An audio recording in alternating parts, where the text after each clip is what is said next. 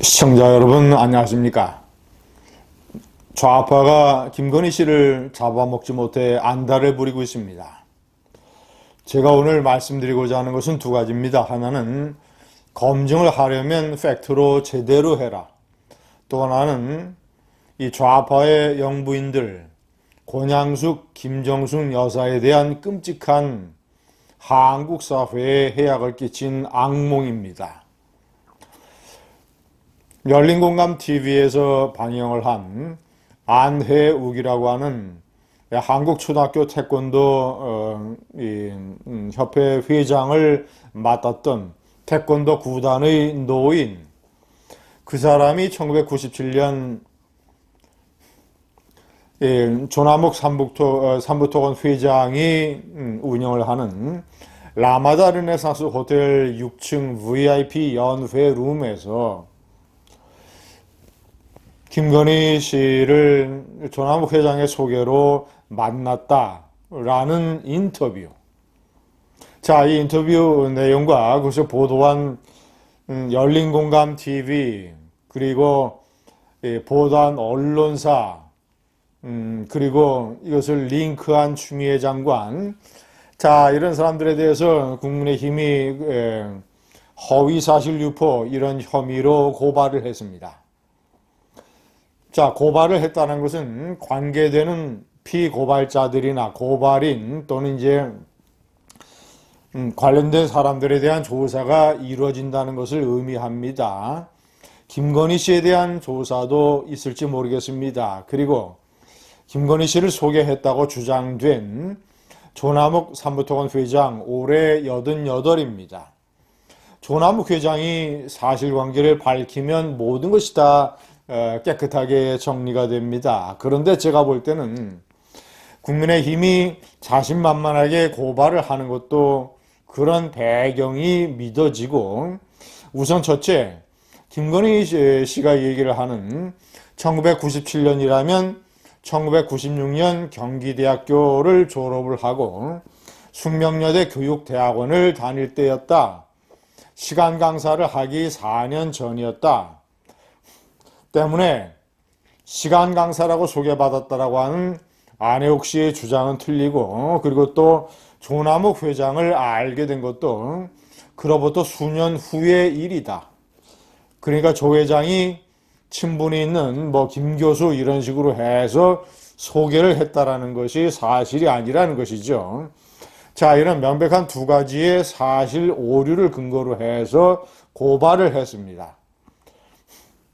저는 이 안혜욱 씨의 주장이, 그리고 열린공감TV의 보도가 엉터리 같은 부실한 측면이 많다고 생각을 합니다. 우선 첫째, 김건희 씨, 그 조남욱 회장이 소개를 했는지 안 했는지 모르겠습니다만은 어쨌거나 소개를 한 여자가 있고 옆자리에 앉은 여자가 있었다고 해도 그 A라는 여자가 안혜욱 씨가 얘기하는 것처럼 김건희 씨라는 것에 어떤 증거가 하나도 없습니다. 같은 것은 성이 김 씨였다는 것. 김 교수, 김건희, 성이 김 씨였다라는 것. 김건희 씨는 시간 강사도 아니었습니다. 교수는커녕. 자, 그리고 이 열린공감TV에서 보도한 이 사진, 김건희 씨의 대학 졸업 때 사진을 보고, 그 1997년이면 24년 전의 일입니다. 24년 전에 딱 한 번 본, 한 1시간 정도 동석을 했던, 24년 전에 한 번 본 그 여성의 얼굴을 이 사진을 보고, 대학 졸업 때 사진을 보고, 이 여성이 그 여성이었다라고 단정해서 말할 수 있는 가능성이 얼마나 되겠는가? 과학적으로. 아니 무슨 얼굴을 사진을 찍어놨던 것도 아니고 여러 번 만나고 이런 교제를 했던 사이도 아니고 한 번 그 자리에서 1시간가량 옆에 앉아 있었던 24년 전의 여성의 얼굴이 바로 당시에 이 김건희 씨의 대학 졸업 사진이었다라고 단정할 수 있는 근거라고 하는 게, 확률이라고 하는 게 얼마나 되겠는가? 자, 그래서 그러한 것으로 인해서 국민의힘이 자신있게 고발을 했으며, 저는 그래서 사실관계가 쉽게 명백하게 명확하게 나타날 것이라고 생각을 합니다. 지금 좌파는 벌떼처럼 김건희 씨를 공격을 하고 있습니다. 가장 앞장서는 사람이 추미애 전 장관, 추 장관은 아예 김건희 씨가 불법으로 재산을 축적했다고 단정을 짓고 있습니다. 페이스북에 그런 식으로 글을 쓰고 있습니다. 참으로 위험한 것입니다. 자, 그리고 오늘은 권인숙 민주당 의원이 현재도 윤석열 후보에게 영향을 미치는 문고리 권력이고, 대통령이 되면 영부인으로서 많은 정치적인 영향을 미칠 문고리 권력이기 때문에 공적인 검증이 철저하게 이루어져야 된다라고 얘기를 했습니다. 그러면서 무슨 도이치모터스 주가 조작 관련 혐의 이런 것들을 얘기했는데, 자, 문고리? 아니, 남편에 대해서 문고리 권력이 없는 여자가 몇이나 되겠습니까? 부인의 얘기를 흘려듣는 남편이 몇이나 되겠습니까? 부인의 얘기에 영향을 받지 않는 남편이 몇 명이나 되겠습니까? 그런 면에서 거의 모든 여성이 문고리 권력을 쥐고 있다.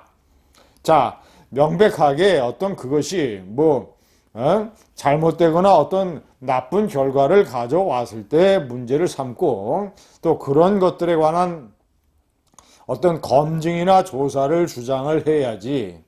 자, 제가 두 번째 얘기하는 거, 이 좌파들의 영부인이 한국 사회에 끼친 해악, 끔찍한 추억을 상기시켜 드리겠습니다.